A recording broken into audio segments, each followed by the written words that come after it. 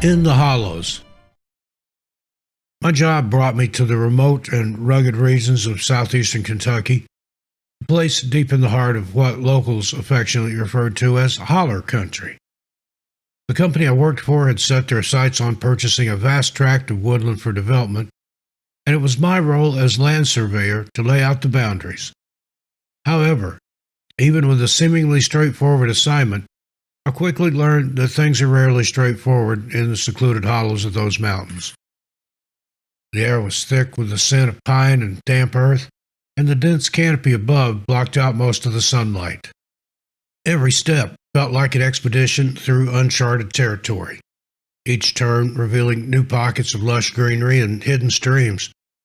It was both breathtaking and a little bit unsettling to be so far removed from civilization, yet exhilarating to be surrounded by such raw beauty. With trepidation, I navigated my old truck along what seemed to be goat paths attempting to pass as roads in this remote wilderness. As I delved deeper into the woods, I was enveloped by a sense of peaceful isolation, the distant roar of highways fading into memory. The only sounds were the gentle rustle of leaves and the occasional caw of a crow in the distance. Although I had a map, it seemed insignificant compared to the vastness and wilderness of this untamed land. It was clear that nature had its own, often unpredictable, boundaries out here. Reaching the next spot, I parked and trudged through the thick undergrowth until I reached the edge of a clearing. A sacred spot seemingly untouched by the sun's warm rays. Towering trees, their branches swaying in a gentle breeze, loomed like solemn guardians over the land. With each strike of my hammer, stakes were driven deep into the earth, marking the boundaries of this territory. But as I worked, a strange feeling crept over me, like an unwelcome visitor. The hairs on the back of my neck stood at attention, alerting me to something unsettling in the air. I brushed it off as mere nerves from being alone in this remote location, but the eerie silence only amplified my unease. As the days passed, I ventured deeper into the dense woods on this assignment. Each step brought me further from civilization and closer to the unknown. A sense of unease began to creep over me, a prickle at the back of my neck that made me constantly look over my shoulder. Shadows seemed to dance just beyond my reach, teasing and taunting me with their elusive movements. My heart would skip a beat as I caught glimpses of something slinking through the trees, only to have it vanish when I turned to face it. But I pushed away these thoughts, telling myself it was simply the byproduct of being alone in such a wild and isolated place. Yet, deep down, I couldn't shake the feeling that something was watching me, waiting for the perfect moment to reveal itself. As the sun set and the stars emerged in the night sky, I settled into my cozy tent, ready for a peaceful night's sleep. But as I lay there, listening to the sounds of nature and feeling the cool breeze on my face, I heard it. Footsteps outside my tent. These were not the light steps of a deer or any four-legged creature, but heavy and deliberate, like those of a human. My heart began to race as I called out into the darkness, desperately asking who was there. But all that answered me was an eerie silence.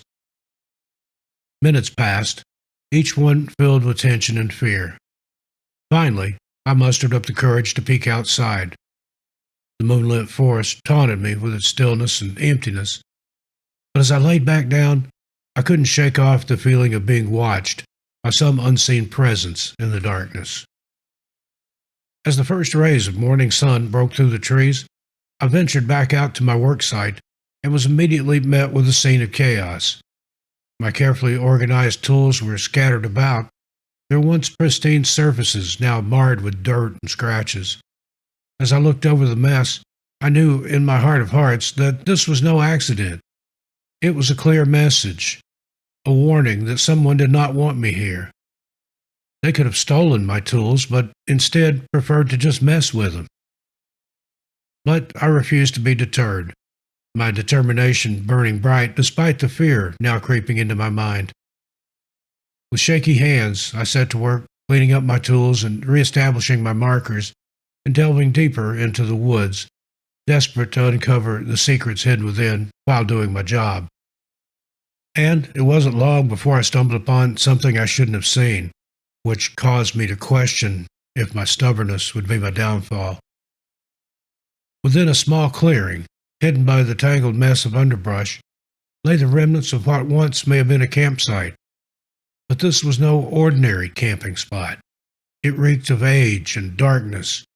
Bones, both animal and some perhaps even human, were scattered across the ground like macabre decorations. My heart clenched as I took in the sight of cracked animal skulls, no doubt broken open with calculated intent. Fresh brains would never be on my menu. A chill ran down my spine as I realized that someone or something had done this, and it wasn't accidental.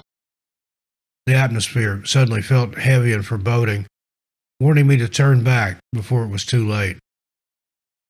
Despite my better judgment, I couldn't tear myself away from the scene. My curiosity, as twisted and unsettling as it may be, compelled me to stay. With trembling hands, I snapped some photos with my camera, capturing the eerie atmosphere that surrounded me. Suddenly, I caught wind of a soft whispering, like the rustle of leaves in a gentle breeze. The voices were speaking in a guttural dialect, their words almost indecipherable. Though I couldn't see them through the dense fog, I could sense their presence drawing closer. A chill ran down my spine and fear took hold of me.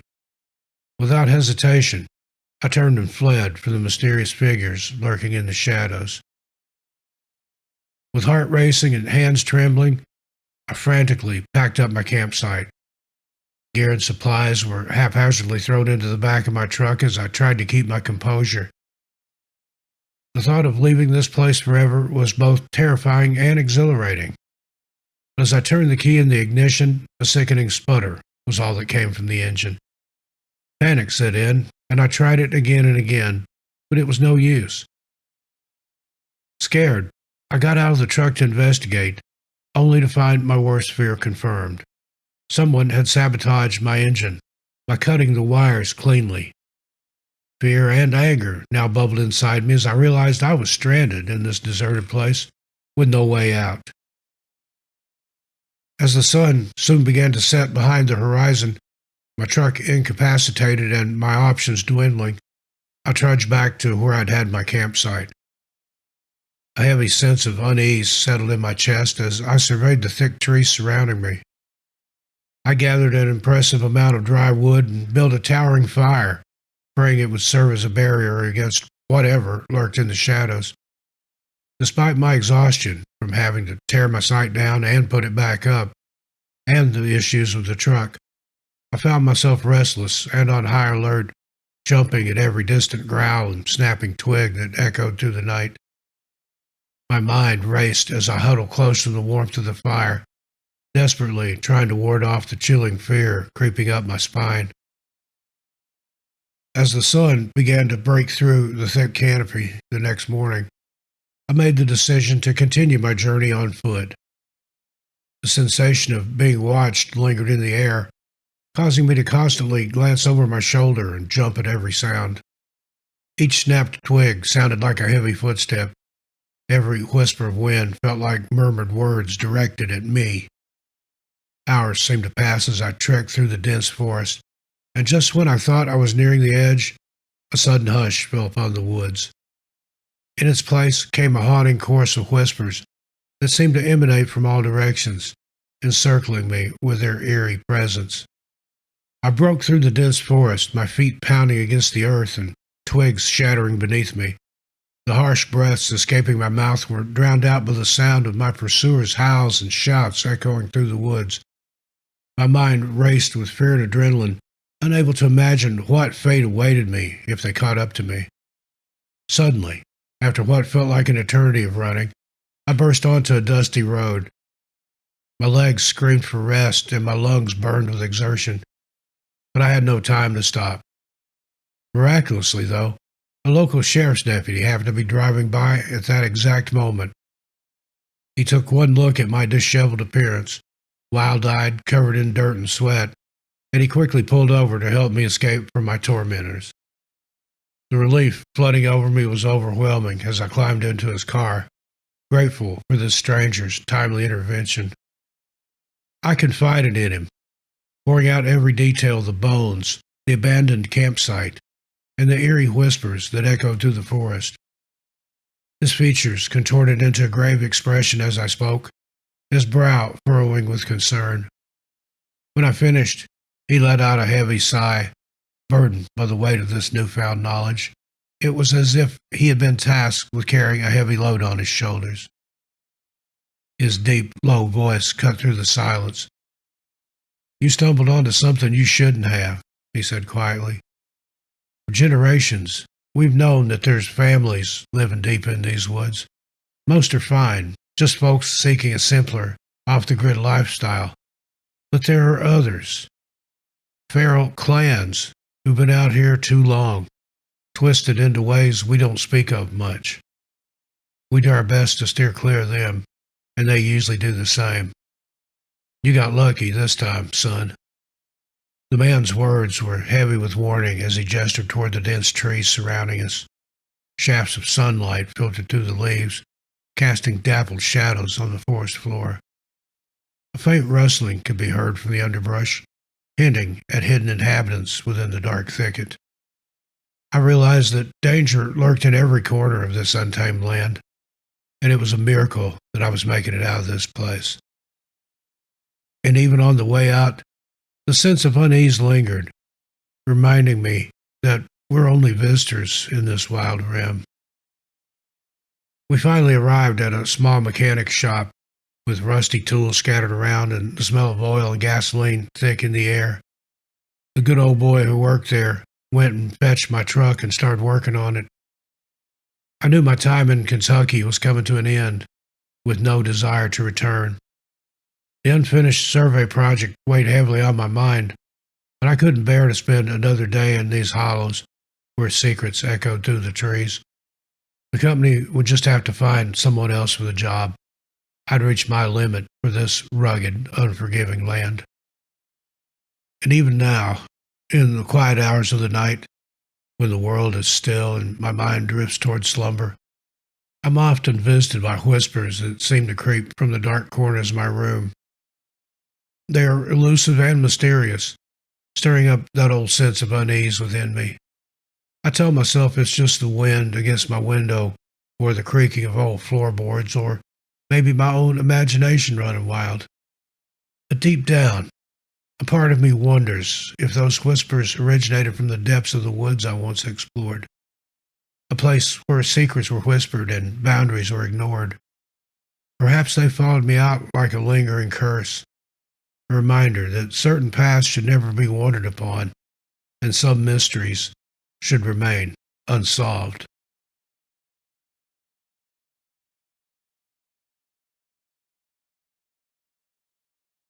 Whispers from the Hollow. Deep in the heart of southeastern Kentucky's dense forest, where the mist hangs like veils and the hills hide secrets darker than the coal seams running beneath them, there lies a place locals whisper about, but never visit. It's said that once you step into these woods, the woods also step into you, marking your soul, listening to your fears. This is the story of how I came to believe those whispers. I was an ambitious young journalist from Lexington, eager to make a name for myself, when rumors surfaced of mysterious disappearances in the remote parts of Harlan County. I saw my chance. Armed with nothing but a notebook, a camera, and naive courage, I drove my old Jeep into the heart of the Appalachian wilderness. The road twisted and turned, squeezing between towering oaks that seemed to lean closer as I passed. By the time I reached the village of Elk Hollow, the sun was a mere memory behind the hills, and fog crept across the road like a living thing. In Elk Hollow, really just a wide spot in the road, I stopped at a run-down gas station where an old man with eyes as gray as the fog watched me approach. When I mentioned the disappearances, his expression hardened. "Boy, some truths ain't worth chasing. Turn back if you've got any sense," he rasped. his voice a warning carried on the wind. Ignoring his advice, I continued, driving until the paved road gave way to gravel, then to dirt, and finally to nothing more than a cowpath. I set up camp as dusk bled into night, the darkness in the woods so thick it felt tangible. As I tried to sleep, the silence was oppressive, broken only by the occasional distant howl that didn't quite sound like any animal I knew. Sometime past midnight, I woke to the sound of footsteps outside my tent. Gripping my flashlight, I unzipped the flap slowly, peering out into the darkness. My light caught dozens of tiny reflections, eyes watching from the trees. I told myself it was just animals, but a part of me knew better. The next morning, I ventured deeper into the woods, following a barely discernible trail marked with faded ribbons tied to branches. Hours passed, and the deeper I went, the more I felt an unsettling presence all around me. I stumbled upon a clearing where the ground was soft and disturbed.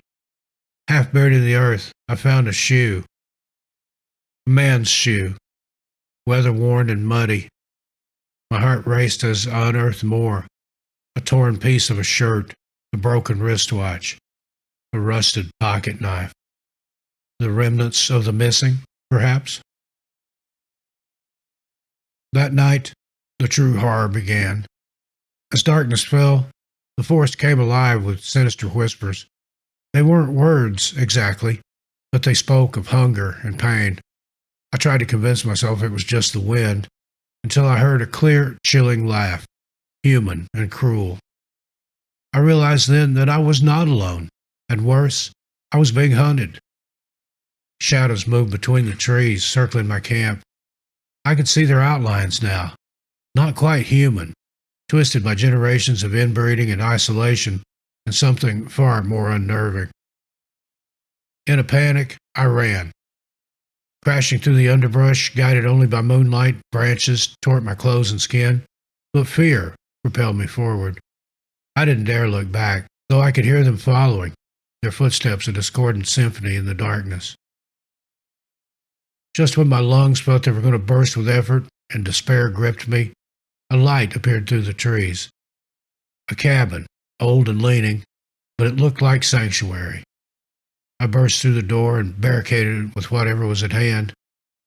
Inside, the air was thick with a smell of mold and something else, something rotten, like flesh.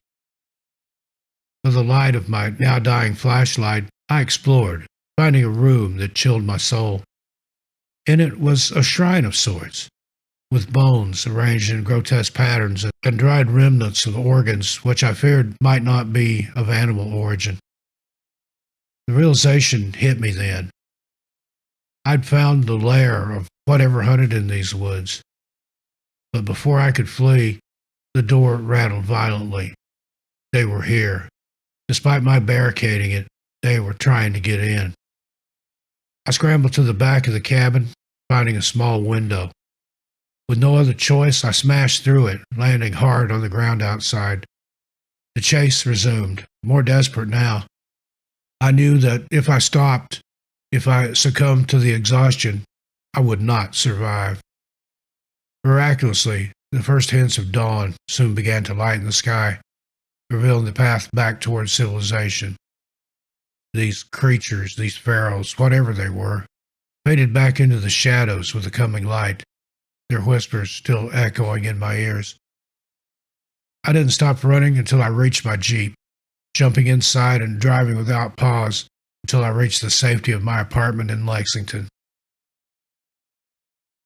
I reported the incident, showing the authorities my photos and the few artifacts I'd grabbed. They claimed that they searched the woods and found nothing but the cabin, which was conveniently now empty of any evidence. They told me it was probably a prank, probably kids trying to scare a city boy away from their smoking spots. But I know what I saw. I know what I heard. Now, at night, I sometimes wake to the sound of those whispers, thinking I see shadows shifting just beyond the streetlights. I've tried to write my story, to share it, but words fail to capture the depth of the darkness in those woods. So I warn you, as the old man at the gas station warned me, some truths ain't worth chasing. Stay away from the hollows of southeastern Kentucky, for in those woods, you're not the hunter, you're the prey.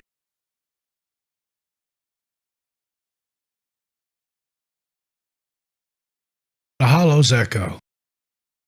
In the remote stretches of southeastern Kentucky, where the Appalachian Mountains cast long shadows and the dense forests guard their secrets with silent ferocity, lies a hollow, or a holler, that locals avoid when the sun dips below the horizon. This is the story of my harrowing descent into that forgotten place, a journey that began with curiosity and ended in terror. I was a folklore researcher from a university up north, intrigued by the rich tapestry of Appalachian myths. Tales of spirits, witches, and unexplained phenomena drew me to the wilds of southeastern Kentucky, a place steeped in mystery and suspicion. My objective was clear: delve into the local legends for a new book project. Upon arriving, asking around a bit, I was directed to a grizzled old-timer named Jeb, reputed to know more about the local lore than anyone else. Jeb lived at the end of a crumbling dirt road, his house surrounded by the encroaching woods. "You're looking for stories, eh?" Jeb eyed me skeptically over his steaming mug of coffee. "Well, stranger, there's one tale folks round here don't talk much about. It's about that holler up north of here, past the old Morgan place. Folks who wander there sometimes don't wander back." His warning was stern, but it only fueled my curiosity. I found the trailhead to the hollow early the next morning, shrouded in a mist that seemed to swallow the sound. The path was overgrown, the air thick with a strange smell, possibly decay. As I pushed deeper into the woods, I felt an uneasiness settle over me, a primal fear, a warning that this place was not meant for human trespass. Hours into my hike, I stumbled upon a clearing. The ground was littered with old, weathered bones, some clearly animal, but disturbingly, others were undeniably human. Among the remains, I found a rusted, old-fashioned camera. Curiosity overcame my revulsion, and I pried it open, finding an undeveloped roll of film inside. I tucked it into my backpack for safekeeping. As dusk approached, I realized I'd ventured too far into the hollow to return before dark. Reluctantly, I broke out my tent, set up camp, the eerie quiet of the woods unnerving in its intensity. That night, the forest came alive with sounds. At first I told myself it was the wind, but then it grew louder. Whispers, forming words in a language I couldn't understand. Shadows danced at the edge of my campfire light, circling closer with each passing hour. Panicking, I retreated to my tent, zipping it shut against the horrors outside. But this mere fabric proved no barrier to my fear. All through the night, I heard footsteps circling, soft murmurs being spoken, and once a guttural growl so close I felt I could feel the breath through the canvas. Dawn brought no relief, only the realization that my supplies had been ransacked. My only way out was to hike back the way I came in, so I packed up what gear I had left. A low, eerie hum filled the air, resonating through the trees. Then they stepped into the clearing. Figures, human in shape, but wrong in every other way. Their eyes were too large, their limbs elongated and awkward as they moved.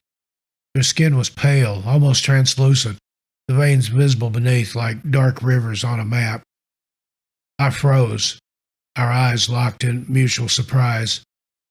Then, one by one, they began to whisper, a noise of sounds that made my head ache.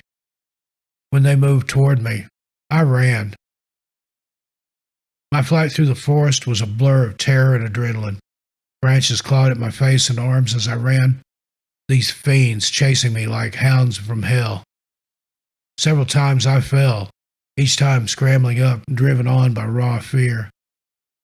I didn't stop until I burst onto a roadway, my lungs burning and my body covered in cuts, scrapes, and bruises. A passing truck screeched to a halt, and the driver, seeing my wild appearance, ushered me inside without a word.